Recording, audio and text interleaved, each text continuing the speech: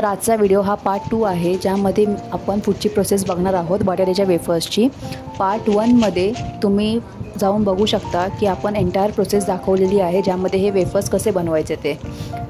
तर आता हे वेफर्स पूर्णपणे सुकले आहेत। हा व्हिडिओ मी 2 दिवसानंतर शूट केला आहे। हे कडकडीत उन्हात सुकवल्यानंतर आता हे वेफर्स तळण्यासाठी रेडी आहेत।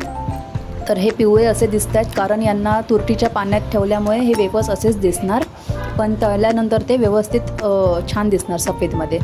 तर चला मी तुम्हाला एक फ्लॅशबॅक सांगते की पार्ट 1च्या व्हिडिओमध्ये मी काय दाखवलं होतं। तुम्ही डिटेल व्हिडिओ चॅनलवर जाऊन बघू शकता। तर पार्ट 1च्या व्हिडिओमध्ये आपण पाहिलं होतं की आपण वेफर्ससाठी बटाटे घेतली होती मोठी जुनी, आणि तिला असे करून घ्यायचं आहे। तर स्क्रीनवर दाखवल्याप्रमाणे बटाटी आपल्याला अशी एकसारखीच सगळ्या बाजूने स्लाइस करून घ्यायची आहे। जाड पातळ करायची नाही आहे, नाहीतर वेफर्स व्यवस्थित होणार नाहीत। तर बटाटी सगळी स्लाइस करून झाल्यानंतर आपल्याला 2 ते 3 वेळा त्याचं पाणी बदलून घ्यायचं आहे। सगळा स्टार्च आपला घालवून झाला बटाट्यातला की मग स्वच्छ पाण्यात बटाट्याला विभागून त्यात तुरटी फिरवायची आहे, आणि ते वेफर्स तुरटीच्या पाण्यात आपल्याला 2 ते 3 तास किमान ठेवायचे आहेत। तुम्ही रात्रभरसुद्धा ठेवू शकता।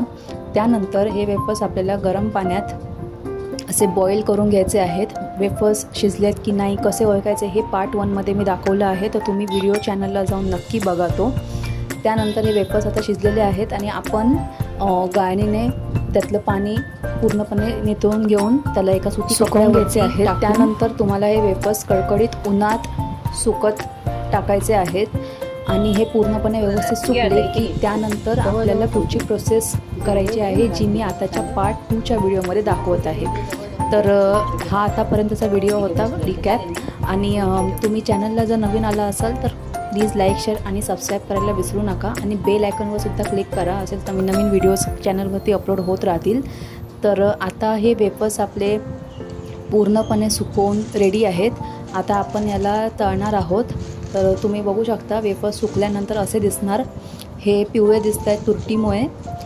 तुरटी फिरवणं गरजेचं आहे, तुरटी फिरवली नाही तर वेफर्स असे होणार नाहीत। तर आता मी तेल कडकडीत तापलेलं आहे, आणि तुम्ही बघू शकता वेफर्स तेलात टाकल्यानंतर कसे फुलून। तर आपण इथे आता बॅच वाईज थोडे वेफर्स तळून घेणार आहोत। हे वेफर्स मार्केटमध्ये जे वेफर्स मिळतात त्यापेक्षा कितीतरी पटीने जास्त चांगले आणि स्वच्छ आहेत। मुळात मार्केटमध्ये असे वेफर्स मिळतच नाहीत, पण तरीसुद्धा जर तुम्ही डीमार्टमध्ये गेलात किंवा इतर वाण्याच्या दुकानात वगैरे गेलात तर तिथे असे वेफर्स मिळणार, पण ते कसे बनवले आहेत हे मी तुम्हाला पार्ट 1 मध्ये ऑलरेडी सांगितलेलं आहे। त्यामुळे तुम्ही हे घरच्या घरी नक्कीच ट्राय करा, आणि मला कमेंट सेक्शनमध्ये कळवा जर तुम्ही ट्राय केलं असेल तर, आणि तुमचे वेफर्स कसे झाले आहेत ते।